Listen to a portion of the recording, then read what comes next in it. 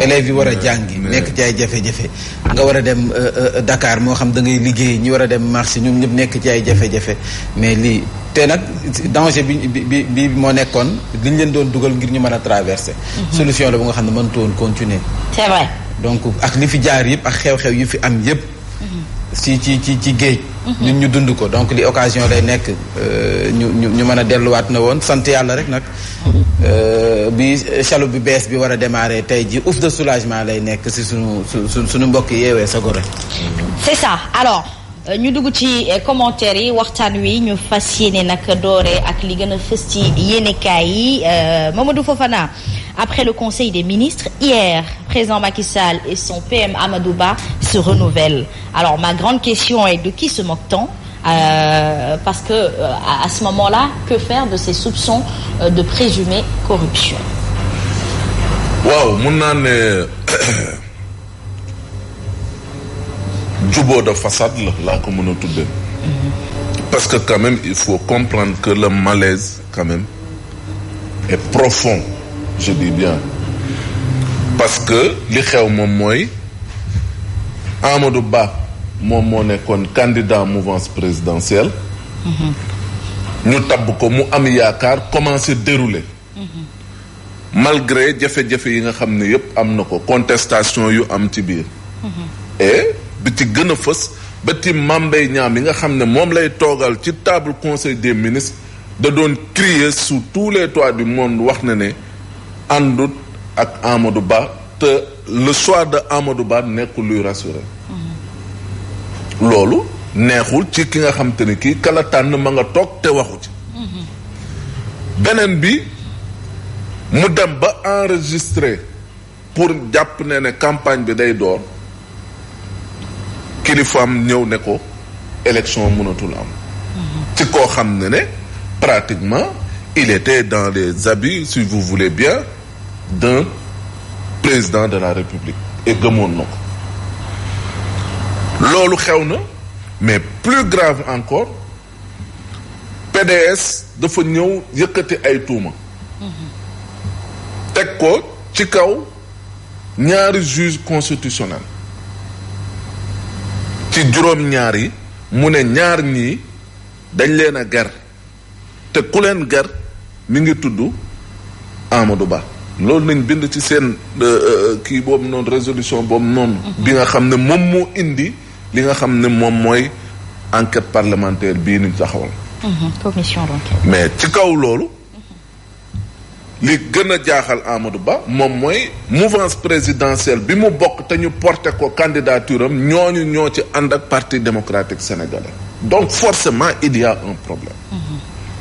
maintenant lii mënut a ñàkk parce que lu tax may la jubóo de façade la parce que le moment n'est pas opportun en fait pour ñu mën a dem ci ay dóorante kurpañ ak dégg nga. cassure mën a am seen diggante. parce que ñëpp lañ doon xaar mooy bu Macky Sall ne Amadou Ba de reporter naa élection yi ipso facto la cay topp moom mooy démission Amadou Ba ñëpp loolu lañ doon xaar. mais mënagul nekk parce que il y a d'abord un front qui est là front bi moom mooy lan il y a l'opposition bu ne ñoom ci seen bopp li Macky Sall def duñ ko nangu mais ñoom seen biir mënuñu xeex bu ñu xeexee encore dañuy gën a fragiliser seen bopp.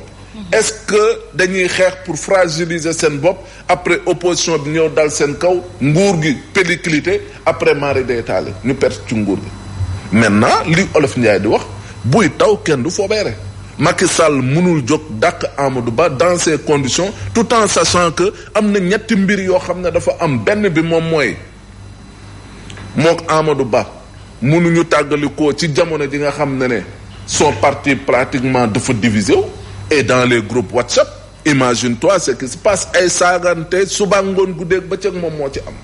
entre les pro Amadou et les pro Macky Sall. groupe WhatsApp yu bëri tëj na et même au sein des responsables gis nga division bi nga xam ne am na Thérèse Faye daa xëy jaar ne le mook Maïmouna Sissoko xuma jaar ne kii di Zahra Iyane Thiam jaar ne le et lu ci topp ay démission dafa am Abdou Latif Coulibaly dem na Eva Marie Coll Seck dem na ñu ngi ne interroger wu encore à qui le tour kan moo ciy toppaat. Très bien. et donc beneen bi moo di ne ci jamono ji nga xam ne ñi ngi lay contester est-ce que di nga ubbiwaat beneen front di bàyyi Amadou Ba muy dem ci jamono ji nga xam te ne nii sa waay yow daanaka ceinture de feu moom moo la wër. Et donc compte tenu de tout cela te Amadou tamit moment yi nii est-ce que arrangé na ko moom it muy rebellé wu ci te mu xam ne enquête parlementaire bii nii bu demee ba jëm ca kaw ba ñu prouver ne effectivement lañ koy tuumaal lépp dëgg la mais su boobaa on va vers la création d'une haute cour de justice et su boobaa haute trahison moom mooy am et il y va de son image. Donc en conclusion c'est pour dire quoi ñoom ñaar ñëpp parce que seen intérêt la jamono ji ñu wane ne kat ne ni yëf yi il faut ñu teg balle à terre en attendant et il faut comprendre que enquête parlementaire day durer 6 mois donc jamono ji jéem a gérer pour mbir mi mën a jàll ñu tempérer après nag peut-être ñu doog a am yeneen rebondissement ci mbir mi. Est-ce que Fabrice Nguema li jubóo bi am diggante président Macky Sall ak renouvellement de confiance bi moom ak Amadou Ba mënees nañ xaar ne kon 7 sages yi tamit bu fekkee ni coppite dafa war a am ci wàllum l'enquête bi kenn du leen soppi. Est-ce que loolu mën nañ ko est-ce que diggante Amadou Ba ak Macky Sall am na problème. mais nag candidat am la ñu tuumaal ne moom dañuy koy séntu ci wàllum guerre bi jëmale ko ci haute constitution boobu nga xamante ni moom moo nekk ñiy organiser élection présidentielle yu ñu doon dëgg. mais mën na nekk aussi mën nañu am aussi beneen lecture c'est-à-dire lui aussi il a envie peut-être de blanchir publiquement de son poulet. mën na nekk aussi am na beneen lecture il y a une lecture boo xamante ni qui te disent que non franchement il y a probablement une guerre froide ou bien maanaam il est en train de le détruire mais aussi il a envie de le blanchir parce que candidat am la c'est pas le candidat de Benno Macky on lui a donné carte blanche mu ne choisi nous on regarde moom il a choisi Amadou Ba léegi moom choix am il y a quand même des contestations. Et là, dans cette opération, mais attention, mais Amadou Ba peut ressortir, mais géant. Attention, parce que le Conseil constitutionnel aussi. Mais Mom aussi, il joue son va-tout. Il est en train de jouer son va-tout. Yo, donc il faut que Amadou Ba Mom de rôle direct. Ah, non mais là, c'est donc. Bon, c'est ça, c'est des questions. Parce que aussi, il faudrait pas dire que bon, il y a ça, il y a pas ça, mais tout est possible. Tout est possible, tout peut se jouer. Donc, il y a une situation, c'est vrai, qui est claire. On a parlé du Parti démocratique sénégalais, qui a quand même posé un acte soutenu par Macky Sall. Non, attends, les députés, c'est Macky Sall, le Macky Sall. Non, c'est lui qui a instruit, qui a demandé aux députés de Benno de soutenir l'action des députés de Wallou. Ça, c'était pour la demande de la mise en place de la commission de l'enquête parlementaire. Le choix de Amadou Bakane, Macky Sall. Le fait de demander aux députés de Wallou de soutenir l'action de Benno, c'est qui? Macky. Bon, aujourd'hui, là, celui qui renouvelle la confiance à son premier ministre, c'est qui? D'accord. Ah. Mais donc, pour dire. Donc, juste pour expliquer que, écoutez, s'il y a un problème ou il n'y a pas un problème, ce sera qui? En tout cas, Mamba Ndiaye, retenons que report de la présidentielle bi jur coow li yëpp demande la proposition la boo xamante ni ce sont les députés du Parti démocratique sénégalais ñoom ñoo ko introduire député au Benno dañ ko appuyer rek moo tax ñu am peut-être majorité foofu nga xamante ni moom moo di Assemblée nationale. Alors est-ce une opportunité qu'on a tenue à Macky Sall? L'a-t-il bien saisi? Est-ce que les 7 sages, ma grande question, valideront ce report-là? Man bu doon man. bañu ma ko ma saaga bañu ma. bañu ma bu doon man. bañu ma ko ma saaga bañu ma ko ma xas. damay acté report bi. xam nga lan moo tax. lu tax ne serait-ce que ñoom pour seen crédibilité. parce que dañu am ñun ci tuumaal si ñoom. tey ji ñoom man tey ji nga am loo may tuumaal. nga ne ma nañ dem ci yoon nga setal sa der. dama naan d'accord nañu dem ci yoon. ma jël lépp teg ci suuf àndax yow ci yoon setal sama der. pour ëllëg parce que dañu dëgmal ay élection de ba fii ñu toll nii nag dañu jàpp ne ñun le 15 décembre. la ñuy dem ci ay élection donte am na opposition bu taxaw ne mukk du ca dal. mais le 15 décembre bi ñu ciy dem ay élection fës kee ne ànd ak conseil constitutionnel bi ba pare seetaluñu seen der. la fa nekkoon moo fay nekk ba tey. maanaam la ñu leen joxoñee baaraam mbirum ger googee la ñu tuumaal ñaar ñu nekk si ñoom. ba tey moo fay nekk est-ce que dinañ xel dana nangu. xel dana nangu. loolu tax tey jii bokk ci lii tax. ñu dakkal processus bi. ngir leeral loolu ba pare loolu jotul leer ñu war a ànd ak ñoom ci ay élection war a fëskee ne joxewaat ay résultats est-ce que crédibilité ne serait-ce que pour crédibilité résultats yooyu war naa mën a tax ñoom ñu dakkal li nga xam ne moom mooy processus bi ñu ànd ci seetal seen der ba noppi ngir nag ñu xool nu ñuy def. xam nga la da nga posé question bu am solo. diggante président Macky Sall ak Amadou Ba Mamadou Fofana wax ci lu am solo. buy taw kenn du fa beere. buy taw kenn du fa beere ñoom waa Benno Bokk Yaakaar fu mu nekk nii. ci sama xalaat bu gàtt ay blessé de guerre lañu. xam nga lan moo leen war xool ñoom it profité ci diir bi nga xam ne moo fi nekk nii ngir ñoom a defaraat seen toogaay. defaraat seen toogaay moo di. ñu bëri dañoo jàpp ne. Amadou Ba président Macky Sall daf ko jiital ba pare di ko fakastal. Et pourtant man mën naa ci am beneen lecture. man sama candidat la. ñu tuumaal ko ne dañuy yàq li nga xam ne dafa am ñu mu ger. waaw mais man pour sama candidat set wecc na waa PDS defoon. ne sunu candidat du ñu nangu mukk ñuy yàq deram dañuy dem sa dialogue ba ngir lu ñu teg si deram ñu daal di koy teggi mu doog a sampaan dëndëm mais Macky Sall mën na def la même chose mu ne lii ñu teg sama si deru sama candidat mais na set wecc. mais Mame Mbaye dañuy faral di gis ne ci nguuru président Macky Sall gi bu dee am na ay ñoñom yoo xamante ni dañuy leen di gis ci yoo xamante ni peut-être mérité na sanction du ñu gis moom mu teg sanction yooyu donc tey bu ñu gisaatee Amadou Ba nekk premier ministre am candidat am ba noppi ñu tuumaal ko tuumaal gu rëy gu toll ni wàllum guerre ci haute constitution gisuñu lenn loo xamante ni mooy mesure de sanction est-ce que sénégalais yi dinañ dal. mesure de sanction weesul mu ne nañu dakkal processus bi Amadou Ba mii. liñ koy tuumaal na set na leer.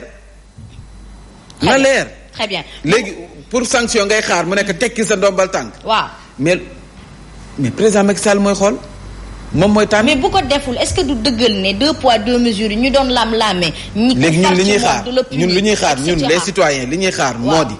tuuma yooyu na leer moo xam ñoom ñaar moo xam renouveler na confiance am wala lu mu ci manti doon loolu intéressé xam nga lu moo ñu intéressé. très bien tuuma yooyu na leer preuve yi nañ ko génne teg ko ci table yi ñëpp gis ko boo amee ay audio nañ ko génne nit ñi xam ne li kii moo def kii deful ñi ci tax ñëpp ñu doog a teg ay sanctions. parce que ba fii ñu toll ni ay soupçons la rek. Mamadou Fofana ñii dañuy xaw a bañ ak di dàq li nga xamante ni moom moo di report des élections présidentielles en 1 minute je pense que c'est possible. le temps que Mame Mbaye se mette oui mais parce que c'est important s'il n'y avait pas report quelle serait la situation après post-électoral post-élection quelle serait la situation sa jàngat rek rapidement. Bon, sama jàngat moom mooy qu'on allait vers des élections c'est sûr extrêmement contestées parce que il y a le collectif des spoliés il y a également le parti démocratique sénégalais bi nga xam te ne nii nee na élection du am sans ñoom et puis également corruption bi nga xam ne ñu ngi koy tudd est-ce que bu ñu demoon ba au finish ñu ne diw de moom moo gagné est-ce que du indi également yeneen problème nit ñi jàpp na ay hold-up électoral moom moo am wala indil ñu yeneen jafe-jafe yoo xam te ne nii mën nañ wax ne mën nañu dugal ci cycle de violence boo xam te ne nii pourquoi pas mën na dem ba ñaanuma ko yàlla indi guerre civile donc loolu yëpp mën na nekk la conséquence justement ci dem ci ay élections yoo xam te ne nii il y a des problèmes il y a des contestations il y a des récriminations yoo xam te ne nii il fallait les prendre en compte jéem ko gérer ba tax ñu mën a dem vers des élections si vous voulez paisibles apaisées et également si vous voulez inclusives. Merci beaucoup voilà parce que ñëpp a ngi bañ report bi Mame Mbaye mais report bi lan la ñu mën a sauver si toutefois il n'y a pas de report. toog waxtaan ne dialogue corriger erreur yi nga xam ne moo je suis convaincu que pour de simples récriminations tout simple ce que nous avons là perçu jusque-là c'est pas suffisant pour reporter cette élection c'est plus sérieux que ça. moo tax ñu ne quel que soit alpha ñun. enquête ba li tax ñu dàq élection yi na leer. na leer nañ dina leer enquête bi bu commencé ay affaire fichier bi leerul lii leerul lee leerul. président Macky Sall dane ba kër baa ma fiy jógee man maay njiitu réew mi du ma nangu dara lu nga xam ne ni dafay gàllankoor fi ñu jëm. très bien mën nañ ko jàppe ne peut-être si logique boobu la ne. yaa ngi sa simili. embouteillage am na. ci processus électoral bi. oto yaa ngi klaxonné fu ne maanaam parti ku si nekk di wax ne damay jàll. journalistes yi ñooy trafic men yi. taxaw nañu wax nañu ne embouteillage bi bari na. mais président Macky Sall mi nga xam ne moo war a defar yoon bi kay na taxaw. ak xoolal sanction bi dal Walf. si moom foofu la ñuy démarrer. ndax nag waa CAP. coordination des associations de presse. dañu wax ne maître Moussa Bokar Thiam mii. faw nag ñu ne ko. balaa teer mbasa. jaay doole du jàll. déedéet d'accord. waa mbasa wala saay. wala saay boo. saay. ndax nee nañ ko nii ngay doxalee nii mënta wéy. ndax bu ñuy wax démocratie ci biim réew. 2 poids 2 mesures. presse bi ci boppam. doxal liggéeyam sa la bokk.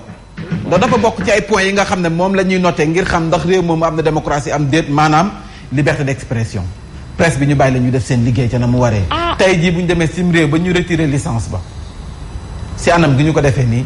presse bi nag taxaw nekk xeex boobu du ñu bàyyi duñ ko leble seen yëfu bopp la. waa CAP am plan d'action bu ñu teg door nañu ko nag. édito baa ngi nii. Moussa Bocar Thiam l'avocat du monstre. Tribune yéene kaay daal di koy publier nee nañ quotidien yëpp dañu koy publier. ni mu def du dëgg du yoon. dañu koy publier ñun jàll na si journal bi en français di ngeen ko am wolof. xam nga luy sama problème. moo di Bocar Thiam moom. léegi lan mooy utilité correct ak utilité CNRA. si toutefois c'est à lui de sanctionner. mais jël yor ciseau rek ku wax mu dagg la. mais loolu moom mooy la. dama jaaxal ndax nga seet ko non wax. mais je dis. day jéggi. léegi lan correct nañ ko tas ak CNRA. keroog laa ko wax fii. tamit. correct pour lan la. yow mi lim mbàcc nga dagg ay signalu. mooy suñu tribunal. problème am na mais nañ ko yóbbu ci correct. mais combien de fois suñu signal ñun ñu dagg ko ñun Sen TV. moo tax ma ne affaire yi waruñu jéggi. na jaar fi mu war a jaar. moom na jokkoo waa correct jokkoo waa Walfadjri ñu waxtaan ba pare. nee nañu amoon na mise en demeure et cetera mais c'est pas une raison. nañ ko waxtaanee. mi ngi nii laas jël na wàllam. publier na li nga xam ne mooy édito bi ñi ko publier laa lay tegal de. dam libération éditoriale. Moussa Bocar Thiam l'avocat du monstre mi ngi nii licence retirée bu Walfadjri dama ne yéen kaay tey dañu ko publier ku si nekk taxaw wax ca wax ci li nga xam ne ni moo leen metti Moussa Bocar Thiam l'avocat du monstre Vox Populi jël na ca wàllam kay ku si nekk da cee wax Moussa Bocar Thiam l'avocat du monstre Sud Quotidien siwal nañu ko mi ngi édito en commun Moussa Bocar Thiam un ministre en déphasage avancé point d'interrogation. mi ngi nii publier nañ ko. sama mbokkum Tëngéej bi Ismaïla Madior Fall moom fi mu nekk acteur le tailleur de la constitution. bàyyi sama mbokkum Tëngéej. bàyyi sama mbokkum Tëngéej boo demee sa Côte d'Ivoire tamit Tidiane Samba lii ak ay nitam nee nañu report bi lu mën a nekk la. nañ ko waxtaanee toog ut solution embouteillage dafa am président Macky Sall moo war a defar yoon bi toog waxtaan rek am na opposition bu nga xam ne ña ngay defante. nañ teg ci suuf balaa teer waxtaan. man report bi sa Côte d'Ivoire. report bi je vois ça plus dans le soupçon de corruption que ay ñaar wala ñetti ay problème ou internet affaire ou fichier affaire yooyu c'est là où je vois plus ça soupçon de corruption. moo tax mu war a leer. c'est là où je vois plus le report. bu amee ay audio. c'est ça le. audio jàmm. c'est à l'origine du ñu doon laam-laamee ay audio. non tout ce qu'on dit là. du ay caaxaan de diw dafa ger.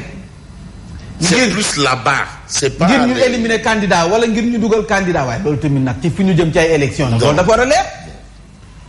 est-ce que loolu bu leerul woon mënoon nañ ci dem ay élection. c'est pour ça que je parle de si on ne reporte pas dans de telles conditions quel serait l'avenir post-électoral du Sénégal. mais nañu waxante dëgg loolu faw mu leer googu nag moo tax tribune yéen kaay daal di dikk ne jeu de dupe am na de kan la ñuy nax.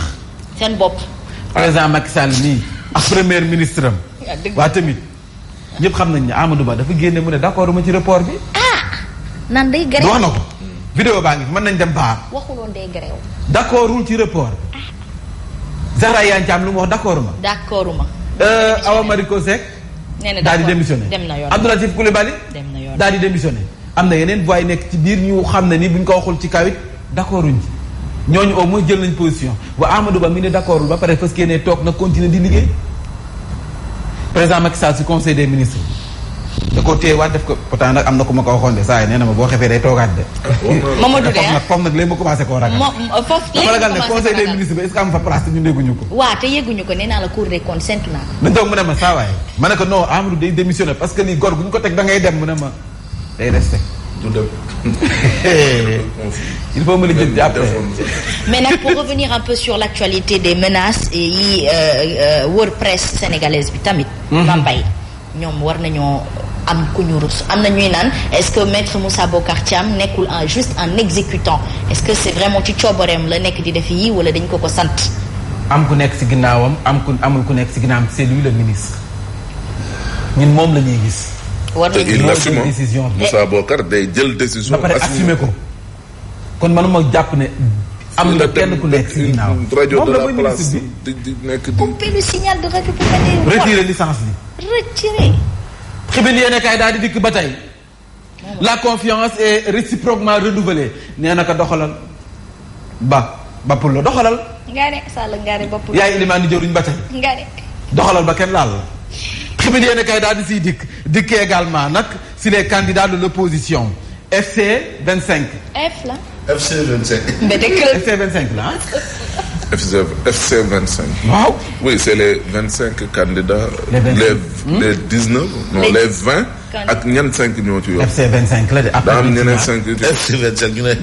après le report de la présidentielle nee nañ ñoom xeex bi ba léegi ñu ngi ci de. ma jàlluñu ñaanuñu ko yalwaanuñu ko xeex bi seen xeexu bopp la. 10 mois mbajum kanam 10 mois gaaw na de. les candidats de l'opposition billaay fi ñuy toog di xeex nañ ñu leen acca nañ élection yi démarré na. les candidats de l'opposition appellent à faire reculer le président Macky Sall muy syndicat yi di chef religieux yi coutumier yi nee nañu nag réew mi fi mu toll nii dañ ko jël en otage nañu ko libéré. wallaahi. ci yéen kaay ba tey dama ne gannaaw yu retiré nañ licence su Walfadjri à qui le tour point d'interrogation la de à qui le tour après le retrait de la licence de Walf TV yéen kaay bi daal dina siy dikk daal dina ciy dikk de noo réew mi fi mu toll nii yàlla baax na yàlla bëri na sutura laas yéen kaay daal di dikk Guédiawaye recrudescence de la tuberculose yéen maanaam moom dafa li ma taxoon nga feebar temps yi. non tuberculose dalu moon 68 cas rien qu'en janvier. non rien qu'en janvier. non loolu moom après il faut ñu lijjanti loolu. non parce que ñoom déjà li ci ëpp c'est les patients déclarés perdus. ba pare mooy ñi nga xam ne dañuy entamer. te booboo gën a grave faju bi ba pare après kenn dootu leen gisat. booboo gën a or grave dañoo waroon di ñëw di seet si médecin mu li xooli évolution feebar beeg yooyu ak man. mais Mamadou Fofana fi ndóol bi toll ci réew mi nga war a faju war a joxe dépense. mais ndóol c'est pas une raison aussi pour bañ a faju parce que boo fajuwul da ngay lor ñeneen ñi. la tuberculose day wàllaate. c'est une maladie transmissible. donc nag comme loolu dafa am mun nga di faju di daw di uti dépense loolu kay mun te nga. ah yàlla baax na. laas yéen kay dikk ne kon président Macky Sall fi mu nekk nii toog waxtaan moom la woote en tout cas ci yoon boobu daal la nekk waxtaan dialogue xool nan la ñuy tëggee élection yi nga xam ne cette fois-ci doon benn coow doon benn gàkk-gàkk en tout cas loolu la laas yéen kay wax Macky Sall ouvre des perspectives de dialogue yéen kay bi dikk na ci le groupe Yewwi va saisir le conseil constitutionnel ngir dàqum élection yi report de la présidentielle les candidats font front commun mooy waa F25. bés bi la jour dikk ci dàqum élection yi relation bi dox seen diggante ak nag premier ministre dialogue bi emprisonnement yi parce que temps yi jàppee takkarnaante na lool Macky veut la décrispation des crises passion jeu de mots yi nekk te suuf de ragal kaa porté loolu la nag bëgg ku leen ko porteel tamit moo tax parfois da ngay bëgg a jël position nga ne nii su ma leen ko waxalee sax dañuy am lu leen neex. non réew mi kenn xamul si nee na maa wax pour ñu yokk yëf yi waaye booy yi nekk ci kaso yi dañ leen bàyyi. aywa. Macky la séance d'explication l'observateur en cas politique si j'étais dans une logique de me maintenir au pouvoir wax na ci investissez donc le terrain faites bloc autour du candidat et préparez le dialogue et l'élection président Macky Sall mooy joxe digal ba tey de. la confiance de Macky donc daanaka la loyauté et l'engagement de Amadou Ba loolu yëpp yéen a kaay bi def na si ab jàngat dikkaat na également si les candidats engagent le combat la communauté internationale maintient la pression ñoom it communauté internationale ba léegi ñoom it ñu ngi wax gis nañ lecture bi ñu am. Rose Wardini. Rose Wardini ah da nga bëgg ma dikk si comme une rose ah. Rose Wardini fu mu nekk nii. la vie en rose de Wardini est chahutée par la double nationalité moom nag wax fa dëgg amoon ngeen yaakaar yéen jigéen ñi ñaari candidat ngeen ci amoon Anta Babacar Ngom Rose Wardini gis nga bu ñu ko tëggaatee xëj na jigéen ñi maanaam possibilité benn candidat ngeen di am muy Anta Babacar Ngom aussi il faut pas gérer les choses avec les émotions hein. Il faut éviter aussi de tomber dans les émotions hein, dans ce genre de choses c'est la loi hein. C'est la loi waaw ñoom moom bu jëlee la loi est dure à l'épreuve d'une once donne de preuve ñun ay preuve rek la ñuy laaj commission d'enquête parlementaire bi ñun ay preuve rek la ñuy laaj parce que nag lu jar ñu dagg ay élection lu jar njiitu réew président Macky Sall jàkkaarloo askan wi na leen processus bi fi mu toll dama koy annuler waaw loolu du ay caaxaan. lu jaar ci réew yëpp dañu xool nan. du ay caaxaan. lu jaar ñu salfaañi suñu démocratie nee nañu loolu du ay caaxaan léegi ñun preuve yi rek la ñuy xaar preuve yi rek la ñuy xaar ñun fu mu nekk nii. aywa audio. bu dee audio nañu ko génn bu dee par écrit la nañu ko génn. aywa kii def ñu xam ne kii moo def kii ger ñu xam ne kii moo ger bu fekkee loolu amul nag ñu jàkkaarloo waa PDS. lu audio wax. kase looloo fi nekk de audio nag nee nañu ko mi ngi nii ni yeneen réew yi di doxee rek xanaa bii bu Chine la. gis ngeen nii ñi nga xam ne seen réew daanaka. jaay doole la ñu fay doxalee. ñu ngi toog ci banc bi. nee nañ nag président bu la neexee nga ñëw toog parce que ñoom dañoo jàpp ne am na fa place. jaay doole bu tegu si yoon teg ñoom moom lañ leen di xàmmee. c'est bokk na ci pays yu gën a discipliné. aussi. aussi. ah oui. ok. aywa. loolu moom c'est clair. merci beaucoup Mame Mbaye gën a fës. la gën a fës ci bopp xibaar yi. nga doxal wala nga doxal. bismillah doxalal rek yow. mu ngoog kuréelu mbootaay yu tasum xibaar yi daanaka nanu ko dige woon noonu la ñu ko jafee mu di ab éditorial commun siwal nañu ko ni ki tey jii benn texte la bu nga xam ne ñoom ñoo ko xaatim waa coordination des associations de presse ngir nag ca xam ne ne kon nanu retirer licence télé bu groupe Walfadjri altine bi daanaka teguñu ko fenn plan d'action la door nañu ko collectif bi ëmb kon candidat yi nga xam ne daanaka jotuñoo jàll mer ba fut la ñu def wala jotuñu ñi nga xam ne dañoo mer ne jotuñu dem ay élection nee nañu nag campagne bi moom neexul ba neex waaye duñu ko dakkal dañuy wëyal seen campagne ba nag démb la ñu ko xamle si gànnaaw taskatu xibaar yi daañu waxtaane it hémodialysé yi nga xam ne ñu ngi ci ay jafe-jafe njiit la di président bu mouvement des insuffisants rénaux du Sénégal nee na kit de branchement bi nga xam ne mooy tax ñu mën leen defal seen dialyse moom ci boppam la ñu gisul fenn te loolu moo tax nag ñu ngi ci ay jafe-jafe jamono ji tàggat yaram affiche final CAN bi xam nañu ko Côte d'Ivoire Nigéria ñoo koy jongante jeexale bii la jotaay xibaar li yéene kaay yi xëy fësal ñu ànd ak Mantulaay ci bundooy faram fàcce gi daañu ci ànd ak Mamadou Fofana. Walfadjri.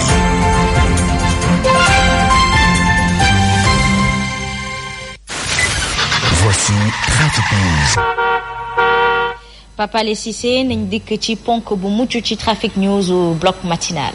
Voilà, merci beaucoup Asma. Jàppal ne c'est un peu difficile pour ngeen am accès au niveau du rond-point Cheikh Béthio. Cela concerne wati nga xam ne ñoo bàyyi ko sur l'ancienne piste.